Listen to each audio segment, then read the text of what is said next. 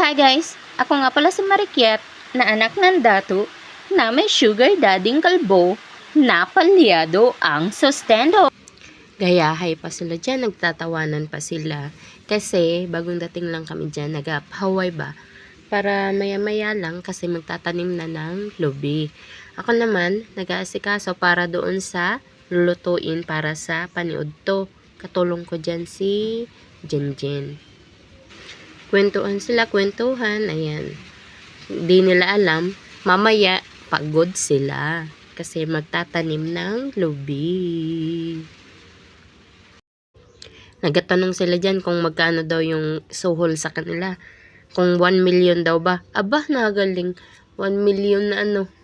Iilan lang yung puno, 1 million ang gusto. Ay, dato ang gustong sweldo, no? Magagaling, magagaling. Nagkakwentuhan pa nga sila dyan ng aswang daw. Kaya kahit sa bundok may aswang, ahahay. Iwanan na lang daw si Dory para may magbantay daw sa payag. Kay may aswangani daw, no? Okay. Mga bata nagtatakutan kahit umaga. Sige na nga, sige na nga, sige na nga. Mag-asikaso na kayo kay magtanim na tayo ng lubi.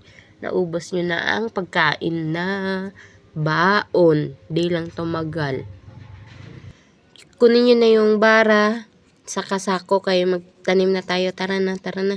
Kaya magtatanghalian na, no? Wala pa tayong nauumpisahan kahit isa. Mariosep kayo, puro kayo kain.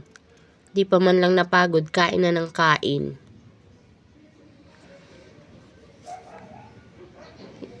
Yung lalaki kong anak sa kayong best friend niya, ayan, sila naman yung tagabuhat.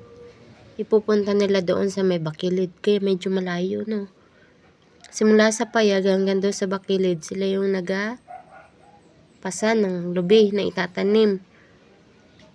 Pataas pa naman dyan sa Bakilid. Ang hirap ng daan. Kay Danlog baya, no? Nahirapan nga ako pataas. Paano pa kaya silang may buhat ng nyug? Hahay. Sige lang. Kay may suhol naman kayo, guys. Yun nga lang, utang. Kasi palyado ang sustento ng sugar daddy nyo. Diba? Sige lang kay. Kahit dato naman yung mga yan, marunong naman magtrabaho sa uma. Kahit ganyan yung mga yan, dato-dato pa kayo. Diba? Laki ng kawayan. Doon pa daw sa may likod ng kawayan, tatanim. Ha, nakikita nyo yan? Sinum ko na, no? Para makita nyo. Hala, sige. Hindi nyo na nakita na ako yung unang nagtanim kay may kasabihan daw na kung sino may-ari, yun mo na magtanim. Ewan ko lang kung bakit ganun ang kasabihan dito. Basta may kasabihan sila na kung kinsa ang may sarili na may-ari ng ng uma, siya magtatanim. Ewan ko lang kung siguro para maganda siguro yung bunga. Hindi ko lang sure. Kasi sabi lang nila, yung tatlong mga batang babae ang taga-tanim ng lubi. Kasama ko. Ako ang taga-hagbas niyang tataniman nila. Tapos, yung dalawang lalaki naman, sila yung taga-buhat.